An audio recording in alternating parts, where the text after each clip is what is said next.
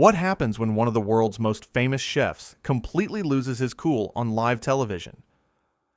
In just 33 seconds, a friendly interview turned into the most shocking talk show meltdown in years.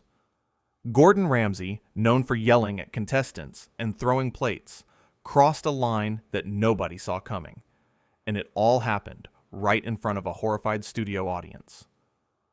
The evening started like any other episode. Norton sat in his iconic red chair, smiling at the camera as the studio audience clapped and cheered. The lights were bright, the energy was high, and everyone was excited to see the celebrity chef who had become a household name around the world. The warm-up comedian had just finished getting the crowd excited, and the producers were giving final instructions to the crew. Everything was set for what everyone thought would be a fun, entertaining interview. Gordon walked onto the stage wearing an expensive suit and a confident smile. The audience erupted with applause. He waved, soaking in the attention, and made his way to the couch beside Graham's desk. They shook hands firmly, and Gordon settled into his seat, crossing his legs and adjusting his collar. He looked completely at ease, like someone who had done hundreds of interviews before. Graham started with his usual charm. "Gordon, welcome to the show. It's so great to have you here. We've been looking forward to this all week." Gordon leaned back, looking relaxed. "Thanks for having me, Graham. I've been looking forward to this. Your show is always a good time." The first few minutes went smoothly. Graham asked about Gordon's new restaurant, and Gordon talked enthusiastically about the menu, the design, and how excited he was to open in a new city. He described the dishes in detail, talking about fresh ingredients and innovative techniques. The audience laughed at his stories about demanding perfection from his kitchen staff. Everything seemed perfectly normal. It was the kind of light conversation that Graham was famous for. Then Graham brought up a recent news story. A food critic had written a harsh review of one of Gordon's restaurants, calling the food overpriced and uninspired. It was a topic that had been buzzing online for days, with people taking sides and debating the merits of the criticism. Graham wanted to give Gordon a chance to respond and share his perspective on handling negative feedback. "So Gordon," Graham said with a gentle smile, keeping his tone light and friendly, "there's been some chatter about that review from last week. How do you handle criticism like that? I'm sure every chef gets their share of negative comments." Gordon's expression shifted instantly. The relaxed smile faded, replaced by a tight jaw and narrowed eyes. His whole body language changed in an instant. He sat forward sharply, his hands gripping the armrest of the couch with visible tension. "You know what, Graham?" Gordon said, his voice rising slightly with an edge of irritation. "That critic has no idea what they're talking about. They've never cooked a meal in their life. They sit behind a keyboard and tear down people who actually work for a living. People who dedicate their lives to their craft." Graham nodded, now keeping his tone light and understanding. "I understand it must be frustrating to read things like that, but isn't criticism part of the job? Every chef faces it at some point. Even the best ones get negative reviews." Gordon's face turned red. His voice got louder. "Part of the job? You think I should just sit here and smile while someone insults my life's work? That restaurant represents years of blood, sweat, and tears. And some nobody with a blog gets to trash it for clicks? For attention? It's ridiculous." The audience grew quiet. The energy in the room changed from excitement to tension. You could feel the shift in the air. People stopped laughing and started watching nervously. Graham maintained his composure, his smile never wavering, though his eyes showed a hint of concern. "I'm not saying you have to agree with the review," Graham said calmly, choosing his words carefully. "I'm just asking how you deal with it. Surely this isn't the first time someone's criticized your food. How do you normally handle situations like this?" Gordon stood up abruptly from the couch, his hands clenched into fists.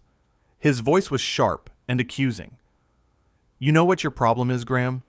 You sit here every night, making jokes, asking soft questions, and acting like you're everyone's friend. But you don't know the first thing about real work. You don't know what it's like to build something from nothing. You don't understand pressure or dedication or sacrifice. The studio went completely silent. You could have heard a pin drop. Graham's smile faded, replaced by a look of genuine surprise and confusion. He stayed seated at his desk, his hands folded calmly in front of him, trying to process what was happening.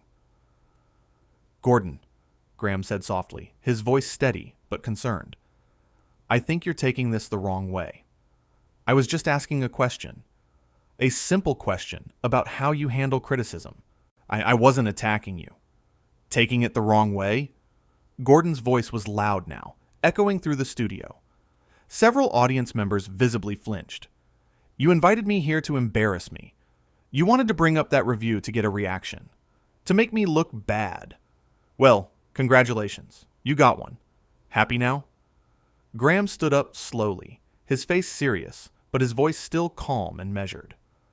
"That's not true at all. And I think you know that. I invited you here because people love watching you. I wanted to give you a chance to talk about your success, your restaurants, your incredible career. The review came up because it's in the news right now. People are talking about it. I wasn't trying to embarrass you. I was giving you an opportunity to share your side." Gordon pointed a finger directly at Graham, his hand shaking slightly with anger. "Don't give me that. You're just like everyone else in this business. You pretend to be nice, you smile, and laugh. But deep down, you're hoping someone will crack. You want the drama because it gets you ratings. It gets people talking. That's all you care about." The audience started to murmur uncomfortably. A few people gasped at the accusation. Others looked at each other with wide eyes, not believing what they were witnessing. Graham took a deep breath, his hands resting firmly on the desk in front of him. "I'm sorry you feel that way," Graham said, his voice steady and professional. "But I think you're letting your anger get the best of you. You're upset about the review, and I understand that, but you're directing that anger at the wrong person. Maybe we should take a moment, collect ourselves, and come back to this with clearer heads." "Take a moment?" Gordon laughed bitterly, the sound harsh and mocking. "You think I need a timeout? Like I'm some child who can't control themselves. I'm not one of your little guests who'll sit here and play nice for the cameras. I don't need this. I don't need you. I don't need any of this nonsense." Graham's tone shifted slightly, becoming firmer and more authoritative. "Gordon, you're being disrespectful. Not just to me, but to everyone here. The crew who work hard to make this show happen. The audience who came here excited to see you. They all came to see a good show, to have a good time. This isn't about you or me. It's about giving people something entertaining, something enjoyable." Gordon's face twisted with anger, his features contorted. "Entertaining? You want entertaining? How about this? Your show is boring. You ask the same questions every night. You laugh at jokes that aren't funny. You're a puppet, Graham. A puppet who says whatever the network tells you to say. You have no original thoughts of your own." The room erupted in gasps and shocked whispers. People in the audience looked at each other in complete disbelief. Some covered their mouths in shock. Others shook their heads. Graham's face remained calm, but his eyes showed the hurt from Gordon's words. "That's enough," Graham said firmly, his voice strong and clear. "You can disagree with me. You can be upset about the review. You can have whatever feelings you want about this interview. But you don't get to come into my studio and insult me or the work we do here. This is my show, and I won't tolerate that kind of behavior. Not from you. Not from anyone." Gordon stepped closer to the desk, invading Graham's space. His voice was loud and cutting. "Your show, please. Without guests like me, you'd have nothing. Nobody. No one would watch you sit there and smile for an hour with nobody to interview. You need people like me to make this interesting. You need me more than I need you." Graham's jaw tightened. He stood taller, straightening his shoulders. His voice was strong and unwavering. "I've been doing this show for years, long before you became famous. I've had incredible guests, talented people, kind people, People who know how to have a conversation without throwing a tantrum like a child. You think you're special because you can yell at people in a kitchen? That doesn't give you the right to act like this. Success doesn't excuse bad behavior. Gordon's eyes flashed with fury. His whole body was tense with rage. A tantrum? You have no idea who you're talking to. I've built an empire from the ground up. I've earned my reputation through hard work and dedication. What have you done? You sit behind a desk and read jokes someone else wrote for you.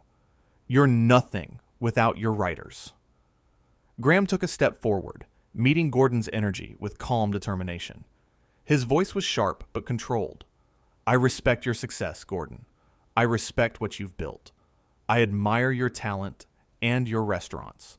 But success doesn't mean you can treat people like garbage. It doesn't mean you're above basic human decency. You're acting like a child. And frankly, it's embarrassing. It's embarrassing for you, and it's uncomfortable for everyone watching. The audience was dead silent now. Nobody moved. Nobody spoke. Everyone's eyes were glued to the stage, watching the confrontation unfold with a mixture of shock and discomfort. Some people looked like they wanted to leave. Gordon's face was bright red.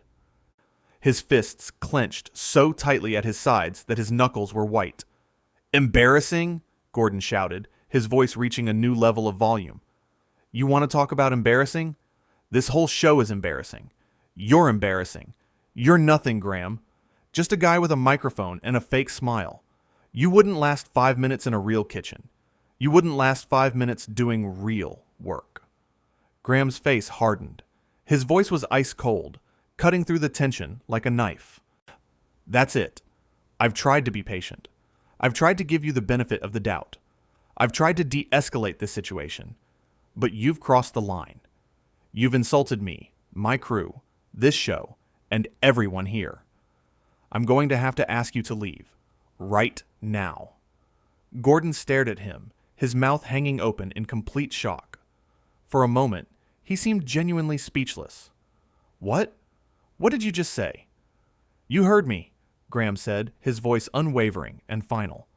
You need to leave. So you're not welcome here anymore. This interview is over. Gordon's face went from red to pale in an instant. He looked around the studio wildly, at the audience staring at him with shocked expressions, at the cameras recording every single second of his meltdown. He opened his mouth to speak, closed it, then opened it again. No words came out at first. Fine, Gordon finally said, his voice bitter and dripping with resentment. I don't need this. I don't need you. I don't need any of this. You're all beneath me anyway. He turned sharply and stormed toward the side of the stage, his footsteps heavy and angry. Each step echoed through the silent studio. The audience sat frozen, not knowing whether to clap or stay silent or gasp.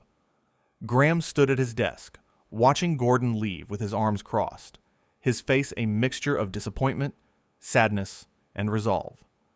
As Gordon reached the edge of the stage, he turned back one more time. His face was still red, his eyes still blazing with anger. You're all fake, he shouted, pointing at Graham first, and then sweeping his arm dramatically toward the entire audience. Every single one of you. You sit here and pretend to care, but you're just here for the spectacle. You're just here to see someone fall apart. Well, you got it. Enjoy your little show. With that final bitter declaration, he disappeared behind the curtain. The sound of his angry footsteps could be heard for several seconds before fading completely. The studio fell into stunned, heavy silence. Graham stood there for a long moment, his hands resting on the desk, his expression unreadable. He seemed to be collecting himself, processing what had just happened. Then he took a deep breath, straightened his jacket, and looked directly at the camera with sad but steady eyes. Well, Graham said quietly, his voice steady but tinged with sadness. That was unexpected. That was not how I thought this evening would go. The audience let out a nervous laugh, unsure of how to react or what to do. Some people looked relieved that the tension was broken, Others still looked shocked. Graham forced a small smile, trying his best to ease the uncomfortable atmosphere that had settled over the studio. "I want to apologize to everyone watching at home and everyone here in the studio," Graham continued, his voice genuine and sincere. "This isn't how we wanted tonight to go. We invited Gordon here with the best intentions, hoping to have a fun conversation about his career and his restaurants. Unfortunately, things went in a very different direction than anyone expected." He paused, choosing his next words carefully and thoughtfully. "I have nothing but respect for what Gordon has accomplished in his career. He's an incredibly talented chef. He's built something remarkable. But talent doesn't excuse poor behavior. It never has, and it never will. I believe in treating people with kindness and respect, and I expect the same in return. That's not too much to ask." The audience began to clap, slowly at first, then louder and stronger. The applause built into a wave of support. Graham nodded, acknowledging their understanding and support with visible gratitude. "We're going to take a quick break," Graham said, his professional smile returning gradually. "When we come back, we'll have some music and hopefully end the night on a much better note. Thank you for sticking with us through that. We appreciate your patience and understanding." The lights dimmed and the show cut to commercial. Behind the scenes, the crew rushed around frantically, trying to figure out what to do next and how to salvage the rest of the show. Graham sat down heavily in his chair, running a hand through his hair with visible exhaustion. He looked drained. One of the producers walked over quickly, putting a comforting hand on his shoulder. "Are you okay? That was intense. Are you all right?" Graham nodded slowly. "I'm fine. Just didn't see that coming at all. I really didn't expect him to react that way." "You handled it perfectly," the producer said earnestly. "You stayed calm, you stood your ground, and you protected the integrity of the show. You did everything right. That was all him." Graham managed a weak smile. "Thanks. I appreciate that. Let's just get through the rest of the show and move on." When the cameras came back on, Graham was back to his professional self. He introduced a musical guest with his usual warmth and enthusiasm, and the band played a lively, upbeat song. The audience clapped along, singing and swaying. The energy slowly returned to something closer to normal. But everyone in the room knew they had just witnessed something unforgettable. Something that would be talked about for years. Backstage, Gordon was nowhere to be found. He had left the building immediately after storming off the stage, refusing to speak to anyone. He brushed past staff members, ignored security, and went straight to his car. His publicist was already dealing with the fallout, frantically issuing statements and trying desperately to control the narrative. But it was too late. The damage was done. The world had seen everything. What started as a simple question about handling criticism had spiraled into one of the most dramatic moments in talk show history. Gordon's complete inability to control his temper had turned a friendly interview into a hostile confrontation, and Graham, by staying calm and standing his ground firmly, had shown what real professionalism looked like under pressure. The interview that was supposed to promote Gordon's new restaurant ended up revealing something much more important and telling about his character. It showed that beneath the confident exterior and the expensive sharp suits, there was someone who couldn't handle even the mildest criticism. Someone who lashed out viciously when things didn't go exactly his way. Someone who thought his success gave him the right to belittle and insult others. Graham, on the other hand, demonstrated remarkable grace under pressure. He didn't lose his temper even once. He didn't stoop to Gordon's level of insults. He simply stood his ground, defended his show and his team, and asked Gordon to leave when the behavior became completely unacceptable. He showed that respect goes both ways, regardless of how famous or successful or wealthy someone is. As the show came to an end that night, Graham thanked the audience sincerely for their understanding and patience. He didn't dwell on what had happened. He didn't make excuses or try to explain Gordon's behavior. He simply acknowledged it honestly and moved forward with dignity. That's what made him the true professional he was known to be. The incident became the talk of the internet within hours. Clips of the heated argument were shared across every single social media platform. People debated passionately who was in the right and who was in the wrong. But most viewers agreed on one clear thing. Graham had handled the situation with class and professionalism, while Gordon had let his massive ego get the better of him. For Gordon, it was a moment that would follow him for years to come. No matter how many restaurants he opened, or how many awards he won, or how much money he made, people would remember the night he lost complete control on live television. They would remember how he insulted a beloved host in front of millions of people. And they would remember that he couldn't take responsibility for his actions. For Graham, it became a defining moment in his long career. It showed that he wasn't just a funny host who asked easy questions and laughed at jokes. He was someone who stood up for himself and his team when it mattered most. He was someone who wouldn't let anyone, no matter how famous or powerful, treat him poorly. And that earned him even more respect and admiration from his loyal audience.